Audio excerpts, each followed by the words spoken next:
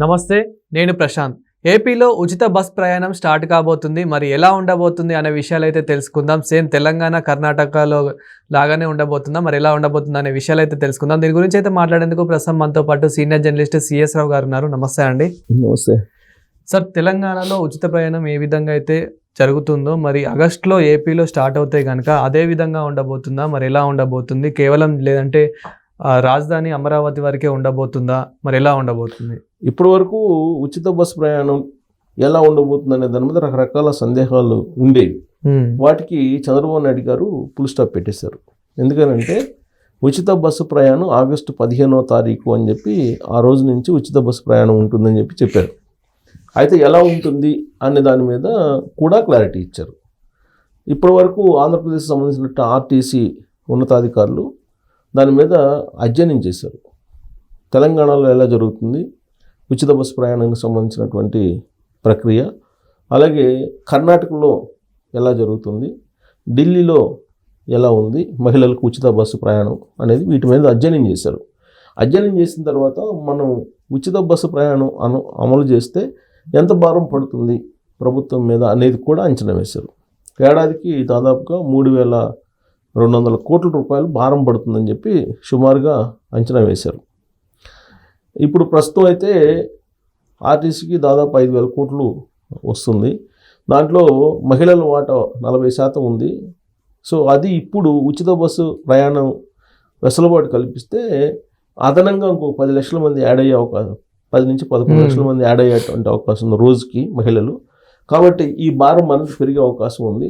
అది దాదాపు 3,500 కోట్ల దాకా ఉంటుందని చెప్పి ప్రాథమికంగా అంచనా వేశారు. ఈ 3,500 కోట్లు భారం భరాయించడానికి ప్రభుత్వం సిద్ధమయ్యి దానికి సంబంధించిన నివేదిక కూడా తయారు చేశారు. అయితే ఈ ఉచిత బస్సు ఆగస్టు 15 నుంచి అని డేట్ ఫిక్స్ కాగానే రకరకాలుగా చాలామంది ప్రశ్నిస్తూ ఉన్నారు.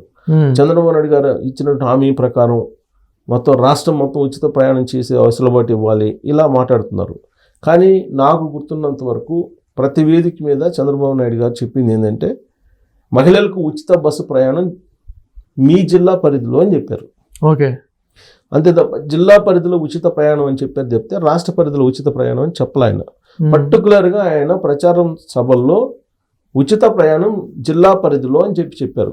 మీ జిల్లా పరిధిలో ఉచిత ప్రయాణం వెసులుబాటు కల్పిస్తాను అని చెప్పారు. అది కూడా రీజన్ చెప్పారు. ఎందుకు రీజన్ చెప్పారంటే పల్లెల్లో ఉండేటువంటి వాళ్ళు, గ్రామాల్లో ఉండేటువంటి వాళ్ళు ఉదయాన్నే పాలు పెరుగు తీసుకెళ్ళి సమీపంలో ఉండేటువంటి పట్టణాల్లో అమ్ముకుంటారు. వాళ్ళకి ఈ ఛార్జీలు అనేది భారంగా మారుతున్నాయి. ఆ ఛార్జీలను తీసేస్తే కొంత ఉపశమనం ఉంటుంది, వాళ్ళకి కూడా ఆర్థిక స్వావలంబన కలుగుతుంది అనేటువంటి అభిప్రాయాన్ని కూడా ఆయన కంటిన్యూషన్లో ఉచిత బస్సు పథకం అనౌన్స్మెంట్ అప్పుడే కంటిన్యూషన్లో చెప్పారు. కానీ ఇప్పుడు వైఎస్ఆర్ కాంగ్రెస్ పార్టీ వాళ్ళు వీళ్ళు ఏమంటున్నారు, ఉచిత బస్సు ప్రయాణం ఇస్తానని చెప్పారు, మళ్ళీ కండిషన్స్ ఏంటి, జిల్లా పరిధిలో ఏంటి, రాష్ట్ర పరిధిలో ఇవ్వాలి కదా, కర్ణాటకలో ఇస్తున్నారు కదా, అలాగే తెలంగాణలో ఇస్తున్నారు కదా, ఢిల్లీలో ఇస్తున్నారు కదా అని చెప్పి అంటున్నారు. కానీ చంద్రబాబు నాయుడు గారు చెప్పిందే ఇస్తున్నారు. సూపర్ 6లో ఆయన ఏం చెప్పారో ఆ చెప్పిన ప్రకారమే ఇస్తూ ఉన్నారు. ఇంట్లో ఎంతమంది చదువుకునే పిల్లలు ఉంటే అంతమందికి 15,000 రూపాయలు ఇస్తున్నారు. 10 మంది ఉంటే 10 మందికి కూడా ఇచ్చారు కదా, 6 మంది అంటే 6 మందికి ఇచ్చారు కదా, ఎంతమంది ఉంటే అంతమందికి ఇస్తున్నారు కదా. అంతకుముందు అమ్మఒడి 2019లో ఎంతమంది ఉంటే అంతమందికి ఇస్తూ ఉన్నారు, కానీ ఒకరికే ఇచ్చారు ఇంట్లో. కానీ చంద్రబాబు నాయుడు గారు సూపర్ 6లో చాలా క్లియర్గా చెప్పారు.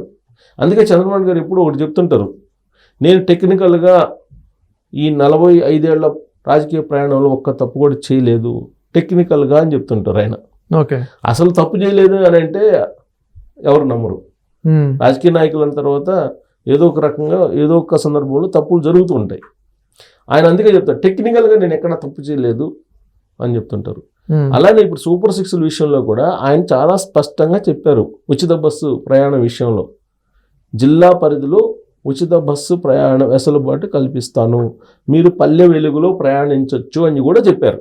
ఓకే, సో ఇప్పుడు వీళ్ళందరూ ఏంటి, రాష్ట్రం మొత్తం ఇవ్వాలి కదా, పక్క రాష్ట్రాలు ఇచ్చారు కదా అని చెప్పి చెప్తున్నారు. పక్క రాష్ట్రంలో ఇస్తే పక్క రాష్ట్రం యొక్క ఆర్థిక పరిస్థితి ఏంటి, ఆంధ్రప్రదేశ్ యొక్క ఆర్థిక పరిస్థితి ఏంటి అనేది కూడా లెక్కేసుకోవాలి కదా. మళ్ళీ అదనంగా పురుషులకు కూడా ఉచిత బస్సు ప్రయాణం ఇవ్వండి అని చెప్పి మళ్ళీ సెటరిక్గా మళ్ళీ ఇంకొక ఆర్టికల్స్ రకరకాలు వస్తున్నాయి సోషల్ మీడియాలో. ఓకే. సో ఇవన్నీ పక్కన పెడితే ఇప్పుడు జనరల్గా ఏంటంటే ఉమ్మడి జిల్లాలని యూనిట్గా తీసుకున్నారు. అంతకుముందు 13 జిల్లాలు ఆంధ్రప్రదేశ్, ఇప్పుడు 26 జిల్లాలు చేశారు. విడిపోయినటువంటి జిల్లాలను యూనిట్గా కాకుండా ఉమ్మడి జిల్లాలను యూనిట్గా తీసుకొని ఆ జిల్లాల పరిధిలో ఉచిత ప్రయాణం ఇస్తున్నారు. ఓకే. ఆర్డినరీ ఎక్స్ప్రెస్లో మరి ఇస్తారా ఎవరో చూడాలి, అది ఇంకా ఫైనల్ చేసినట్లేదు.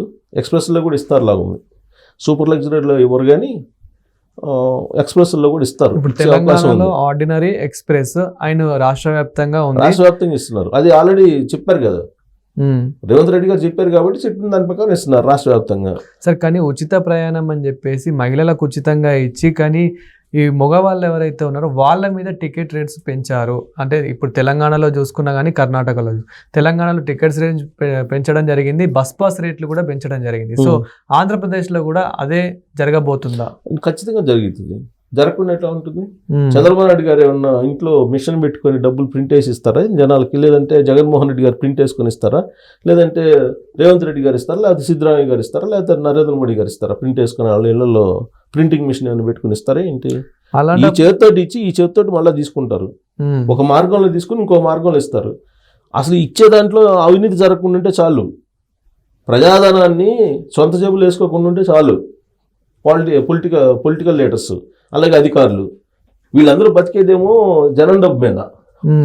వాళ్ళు తాగే నీళ్లు కానీ తినే తిండి కానీ ఇవన్నీ ప్రజల సొమ్ముతోటే కదా అనుభవిస్తుంది అంతా కూడా.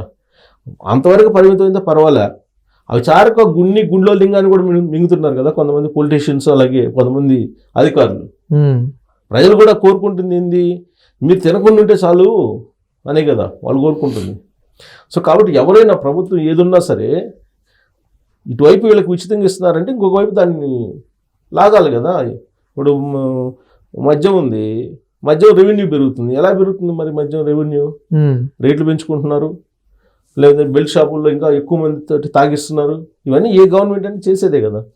వాళ్ళకి కొత్తగా డబ్బులు అయితే రావు కదా. పైగా ఆంధ్రప్రదేశ్ అప్పుల్లో ఉంది, అసలు ఎక్కడి నుంచి వస్తుంది? రాదు కదా. పెంచుతారు, పెంచుకున్నట్టుంటారు, పెంచుతారు. తెలుసుకోవాలి, పబ్లిక్ తెలుసుకోవాలి. రేపు ఓటేసేటప్పుడు వీళ్ళు ఉచిత పథకాలు అనౌన్స్ చేస్తున్నారు కదా, బటన్ నొక్కుతానని చెప్తున్నారు కదా. జగన్మోహన్ రెడ్డి గారు 2,90,000 కోట్లు ఇచ్చానని చెప్తున్నారు, లేదా 70,000 కోట్లు ఏమి ఇచ్చామని చెప్తున్నారు. 2,70,000 కోట్లు ఎక్కడి నుంచి తీసుకొచ్చి ఇస్తారు? ఆయన ఏమన్నా ఇడుపులపై నుంచి డంప్ తీసుకొచ్చి ఇస్తున్నారు ఏంటి?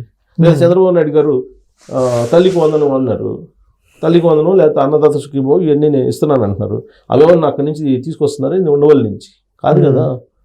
ప్రజల సొమ్మునే వాళ్ళు పేదలకి పంచేటువంటి కార్యక్రమం చేస్తున్నారు. దీని మీద భిన్నవాదాలు ఉన్నాయి. మీరెవరు ట్యాక్స్ కట్టి డబ్బు ఇవ్వడానికి అనేది అంటున్నారు.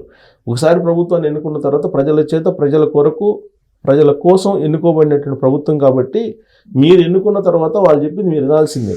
పాలసీలు మీరు తయారు చేయండి, మీరే బెటర్ అని చెప్పి మీరే ఎన్నుకుంటున్నారు కదా. మీరే ఎన్నుకుంటున్నప్పుడు వాళ్ళకి ఏది మంచి అనిపిస్తుందో అది చేస్తారు.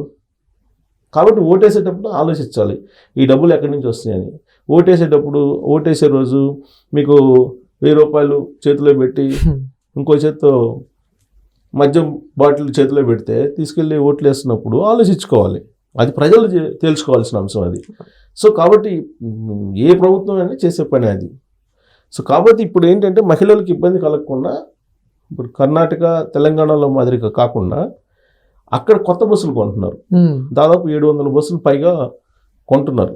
అది కూడా ఎలక్ట్రిక్ బస్సులు కొంటున్నారు. ఎలక్ట్రిక్ బస్సులు కొనడంతో పాటు మళ్ళీ రిక్రూట్మెంట్ కూడా చేస్తున్నారు డ్రైవర్స్ని. సో ఇవన్నీ ఈ ఆగస్టు 15 లోపల చేసి మహిళలకు ఇబ్బంది లేకుండా ప్రయాణించేలాగా ఏర్పాట్లు చేస్తున్నారు. అంతవరకు ఇప్పుడు తెలంగాణ మనకు కర్ణాటకలో చూస్తే బస్సులు పట్టడం లేదు. కొన్ని అకేషన్స్ వచ్చినప్పుడు, పండుగలు పబ్బాలు వచ్చినప్పుడు, ఏదన్నా ఉత్సవాలు జరుగుతున్నప్పుడు అసలు బస్సులు పట్టడం పరిస్థితి కదా. ఉచితం అనేటప్పటికీ ఇప్పుడు మనం డేటా తీసుకున్నా కానీ ఉచితం అన్న తర్వాత మీకు 70% ఆక్యుపెన్సీ ఉంది కదా. ఇప్పుడు మహిళలు నిండిపోతున్నారు. అంతకుముందు అది లేదు కదా. 50% ఉండే లేడీస్ ఆక్యుపెన్సీ ఇవాళ 70% అయింది. అంటే 30% పెరిగింది. ఎందుకు? ఉచితం కాబట్టి. సో అక్కడ కూడా అంతే, ఉచితం కాబట్టి పెరుగుతారు కాబట్టి. కాకపోతే అక్కడ ఇబ్బందులు లేకుండా సరిపోయేనన్ని బస్సులు వేయటానికి ఏర్పాట్లు అయితే చేస్తూ ఉన్నారు. సో దాన్ని ఇచ్చినటువంటి హామీ మేరకు పగడ్బందీగా వీలున్నంత మెరుగైన విధానంలో అమలు చేయాలనేటువంటిది చంద్రబాబు నాయుడు గారు నిర్ణయించుకున్నారు. ఎలక్ట్రిక్ బస్సులు తీసుకొస్తున్నారు. మహిళల సంఖ్య ఎంత పెరుగుతుందనేది అంచనా వేశారు. రోజుకి 11 లక్షల మంది అదనంగా ఇప్పుడు ప్రయాణం చేసే వాళ్ళకన్నా కూడా అదనంగా ప్రయాణం చేసే అవకాశం ఉందని చెప్పి అంచనా వేస్తున్నారు. సో కాబట్టి వాళ్ళ అంచనాల ప్రకారం వెసులుబాటు కల్పించి ఆ ఏర్పాట్లు చేస్తున్నారు. కాకపోతే ఏంటంటే దీన్ని ఆయన చెప్పింది జిల్లా యూనిట్, ఉమ్మడి జిల్లాల యూనిట్గా తీసుకొని మాత్రమే ఇస్తానన్నారు. అంతవరకు ఇస్తారు. ఆ జిల్లా బోర్డర్ దాటితే మళ్ళీ టికెట్ తీసుకోవాలి. ఆ జిల్లా బోర్డర్ వరకు మాత్రం ఫ్రీ ఉంటుంది.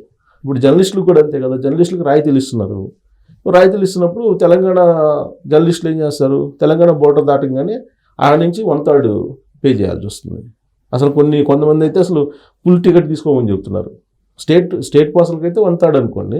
జిల్లా పరిధిలో ఉండే జర్నలిస్టులకి మీకు బోర్డర్ దాటంగానే ఇమీడియట్గా టికెట్లు తీసుకోవాలి కదా, సేమ్ అది కూడా అంతే. ఓకే. సో కాబట్టి ఉచిత బస్సుకు సంబంధించి మీరు ఆధార్ కానీ ఏదైనా ఐడెంటిఫికేషన్ అయితే ఉండాలి అని చెప్తున్నారు. జీరో టికెట్ పద్ధతిని కూడా పెడుతున్నారు అక్కడ కూడా. అంటే వీళ్ళంతవరకు ఎంతమంది వస్తున్నారు ఏంటి కౌంట్ కావాలి కదా. ఇవన్నీ ప్రిపేర్ చేసుకొని ఆగస్టు 15 నుంచి ఉచిత బస్సు రాబోతుంది. Thank you sir. Thank you.